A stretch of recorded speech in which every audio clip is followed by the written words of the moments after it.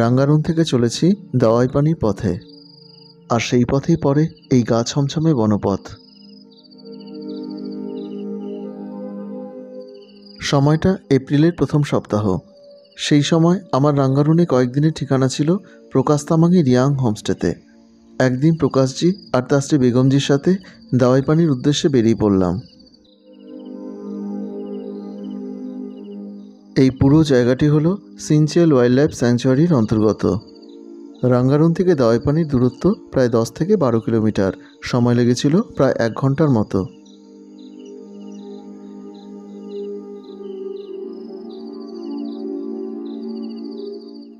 ইনি বেগমজি। এনার সাথে লাবদা আর রাঙ্গারুনের ব্লগে আগেই পরিচয় করিয়েছি। প্রকাশজি আর বেগমজির সাহচর্য আমার এই দাওয়াই পানির ছোট্ট সফরকে অনেকটা সুন্দর করে দিয়েছিল।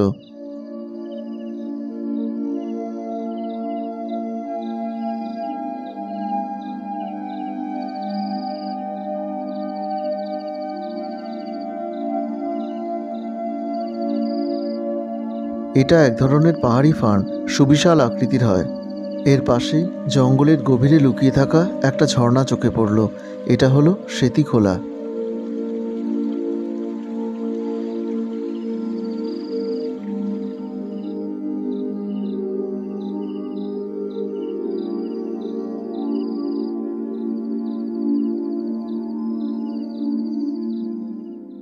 এখান থেকে নিচের পথটি চলে গেছে কালিম্পংয়ের দিকে, আর বাদিকের এই পথ ধরে সোজা উপরে উঠে গেলে পৌঁছে যাওয়া যাবে দাওয়াই পানি। শুরুতেই এই পথের ধারে একটা সুবিশাল পাথরখণ্ড চোখে পড়ল। এপ্রিলের এই সময়টা এই পাহাড় গুরাস বা রোডোডেনড্রনের কারণে সবুজকে ছাপিয়ে অনেক জায়গাতেই এরকম লালচে হয়ে আছে।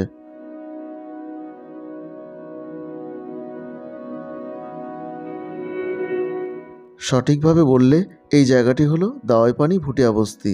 একসময় এখানে ভুটিয়া সম্প্রদায়ের মানুষের বাস ছিল।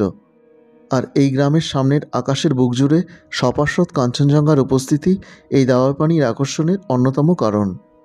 তবে এই সময় মেঘ আর কুয়াশার কারণে কাঞ্চনজঙ্ঘা দেখা না গেলেও এই গ্রামের সৌন্দর্য আর আশেপাশে জড়িয়ে থাকা একের পর এক পাহাড়সারির প্রাপ্তির কাছে আমার আর আলাদা করে কোনো অভাব হয়নি।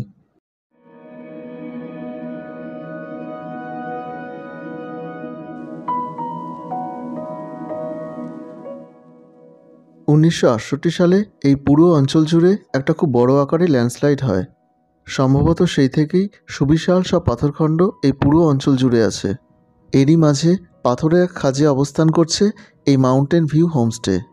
এটাই হোমস্টের সামনের দিক, আর এর পেছনে আছে দার্জিলিং সিকিম সহ পাহাড়সারি, আর তারও পেছনে সপার্শ্বত কাঞ্চনজঙ্ঘা। হোমস্টের ঘর থেকেই সেই ছবি পাওয়া যায়। তবে এই ছবি আমার তোলা নয়, এটি হোমস্টের অনার আদর্শ রায় আমাকে দিয়েছিলেন। এখানে আছে 4 হেড ক্যাপাসিটির মোট 5টি ঘর।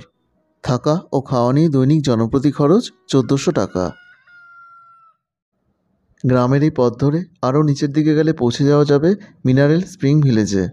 দাওয়াই পানি নামকরণের পেছনে একটা প্রচলিত গল্প আছে। ব্রিটিশ পিরিয়ডে এক ইংরেজ সাহেব তার শারীরিক ক্ষত নিয়ে পৌঁছে গিয়েছিলেন এখানকারই এক ঝর্ণার কাছে। সেই ঝর্ণার জলের নিয়মিত পানে আর স্পর্শে ওনার রোগ নিরাময় হয়। সেই থেকেই এই গ্রাম মেডিকেটেড ওয়াটার বা দাওয়াই পানি নামেই পরিচিত।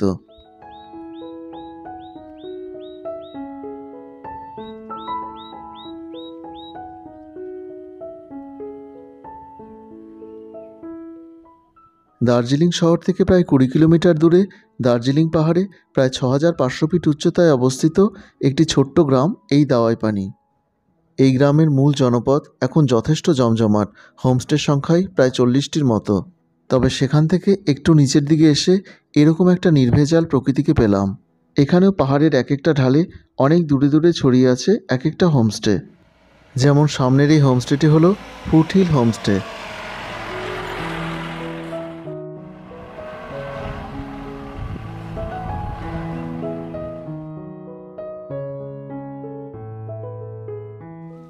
নিউ জলপাইগুড়ি স্টেশন থেকে দাওয়াই পানির দূরত্ব 76 আর শিলিগুড়ি থেকে দূরত্ব 72 কিলোমিটার।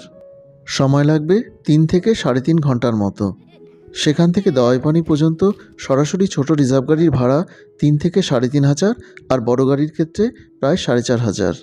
শেয়ার গাড়িতে আসতে হলে শিলিগুড়ি জংশন বা দার্জিলিং মোড় থেকে দার্জিলিংগামী গাড়িতে আসতে হবে জোড়বাংলোয়। সেখান থেকে দাওয়াইপানি দূরত্ব 14 কিলোমিটার। জোড়বাংলো থেকে এখানে আসা সার্ভিস কার আছে, তবে তা অনিয়মিত, তাই রিজার্ভ করে নেওয়াই সুবিধাজনক। ভাড়া পড়বে 800 থেকে 1000 টাকার মধ্যে।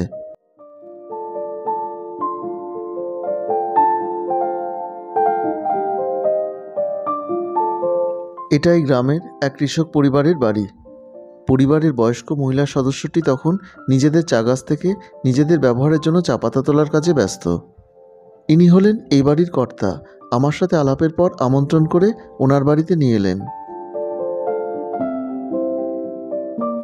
একটা বড় পাত্রে চা পাতা শুকনো হচ্ছে।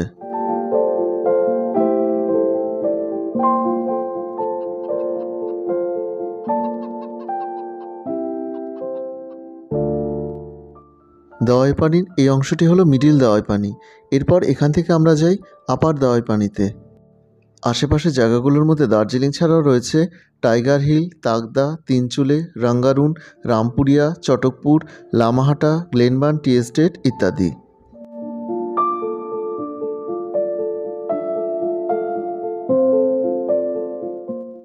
এটা দাওয়াইপানির ওপরের অংশ বা আপার দাওয়াইপানি। অধিকাংশ হোমস্টেগুলোর এখানেই অবস্থান। পথের ধারে পাহাড়ের এক সুন্দর অবস্থানে সদ্য নির্মিত হয়েছে এই লাক্সো হোমস্টে। আপাতত এই হোমস্টের জন্য উপরে 2টি আর নিচের ফ্লোরে একটি ঘর নির্ধারিত আছে।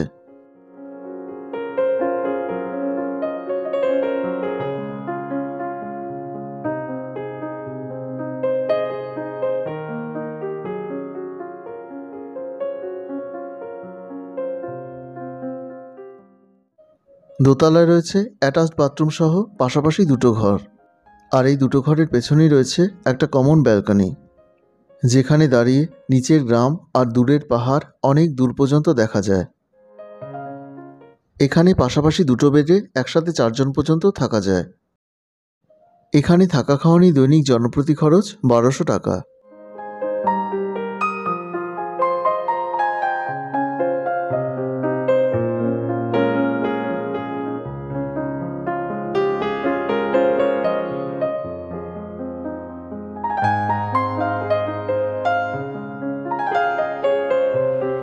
ये हमारा बालकनी है लक्ष्य होमस्टे का। ये हम ऑनर है लक्ष्य होमस्टे का। तो हमारा नाम है चरित्रा राय।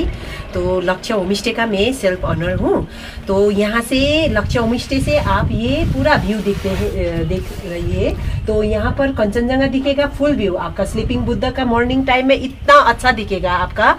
6 AM you can view golden view of sleeping Buddha, Kanchenjunga clear आप यहाँ से दिख सकती है। तो ये दार्जिलिंग का बैक पार्ट भी देख सकते हैं।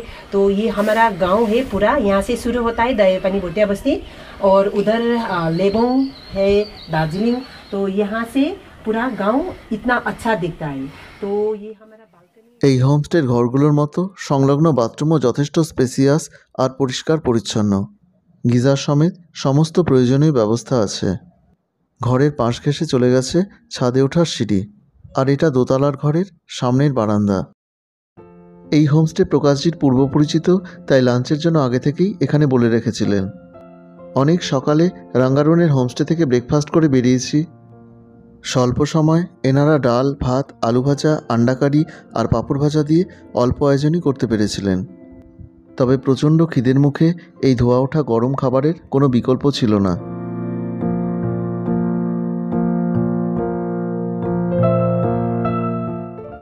এই হোমস্টের পাশেই আছে এই দাওয়াইপানি ভিউ পয়েন্ট হোমস্টে। রাস্তা থেকে কয়েক ধাপ সিঁড়ি পেরিয়ে একটু উপর দিকে। এই হোমস্টে থেকেও চারপাশের পাহাড় আর প্রকৃতির বিস্তৃতিও অসাধারণ। প্রতিটি ঘর থেকে আর সামনের খোলা চত্বর থেকে সেটা তাড়িয়ে তাড়িয়ে উপভোগ করা যায়।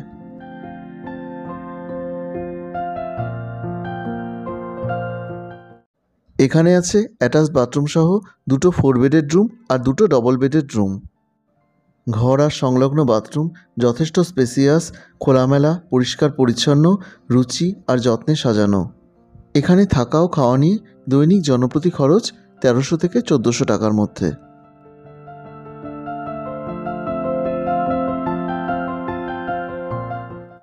এই হোমস্টেটি নতুন নির্মিত হয়েছে। এর অনার হলেন জঙ্গু থাপা। খুবই আন্তরিক আর আলাপি একজন মানুষ। আমাকে খুব আগ্রহের সাথে পুরোটা ঘুরিয়ে ঘুরিয়ে দেখালেন। এখান থেকে ট্রেক বা গাড়িতে করে আশেপাশের জায়গাগুলোর ঘোরার ব্যবস্থা উনিই করে দেন।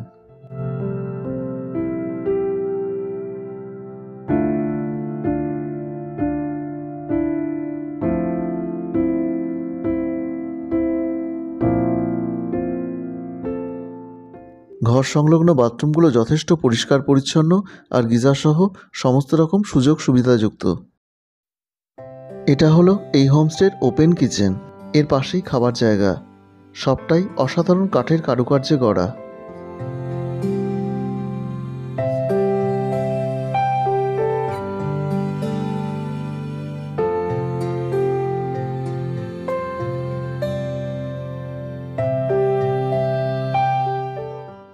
এখানে এসে দাঁড়ালে একটা সুবিশাল পাহাড়সারির বিস্তৃতি পাওয়া যায়। একেবারে ডান দিকে লামাহাটা দিয়ে শুরু হয়ে সিকিমের চারধাম আর বাঁদিকে দার্জিলিং পাহাড়। ঠিক মাঝের এই জায়গায় আকাশ পরিষ্কার থাকলে সপার্শ্বত কাঞ্চনজঙ্ঘার উপস্থিতি এই দৃশ্যপটই বদলে দেয়। এখান থেকে আশেপাশে জায়গাগুলো সম্পর্কে হোমস্টে ওনার জঙ্গু থাপার কাছ থেকে অনেক কিছু জানা গেল। यहाँ पे नज़दीक में है Tinchule Lamahatta, Tagda Tinchule Lamahatta, lovers view point, Teesta Triveni और मम्पू जोगीघाट। मम्पू जो रविंद्रनाथ टाइगर का जो वहाँ पे एक म्यूजियम है, वो ऑर्किड हाउस वो दिख सकता है। यहाँ से सराउंडिंग एरिया में साइट सीन वही है। और कोई आके यहाँ से मतलब जंगल सफारी करेगा, ट्रैकिंग करेगा, तो वो उसके लिए भी है कुछ मतलब यहाँ पे जो नीचे अभी लेटेस्ट यहाँ पे नीचे में एक मोनेस्ट्री बन रहा है। वो अभी आधा ही हुआ, वो कंप्लीट होने वाला है। वो कंप्लीट होने के बाद वहाँ पे मोनेस्ट्री भी है यहाँ पे। ये सब आप लोग ही घुमाते हो? नहीं एक्चुअली ये हाँ हम लोग मतलब दे सकते हैं आपको गाइड। अच्छा अच्छा गाइड मतलब उसका कुछ चार्जेस लगेगा। अच्छा अच्छा वो गाइड ही कर देगा। अच्छा अच्छा।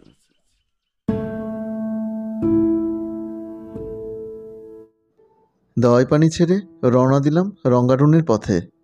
ততক্ষণে দুপুর গড়িয়ে গেছে। সেই সাথে শুরু হলো মেঘলা ঠান্ডা হাওয়া আর ঝিরিঝিরি বৃষ্টি। এখানে আর কিছুক্ষণ পর শুরু হবে ফুটবল ম্যাচ। গ্রামের ছেলেরা তারই প্রস্তুতি নিচ্ছে।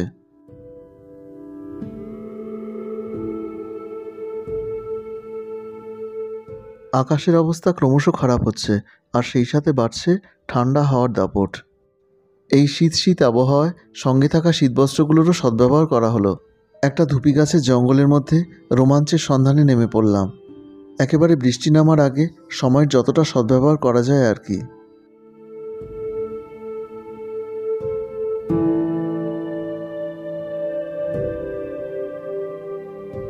আমি দাওয়াই পানিতে যে 3টে হোমস্টে দেখালাম তার ফোন নাম্বারগুলো রইল এই ভিডিওর ডেসক্রিপশনে। সাথে লাবদা আর রাঙ্গারুনের ভিডিও লিঙ্কও দেওয়া থাকলো। সময় সংক্ষিপ্ততার কারণে এবারে আমার আর থাকা হয়নি, তবে স্বল্পকালীন ভ্রমণসূচিতে দাওয়াই পানি আমার কাছে একটা সুন্দর অধ্যায় হয়ে থেকে যাবে।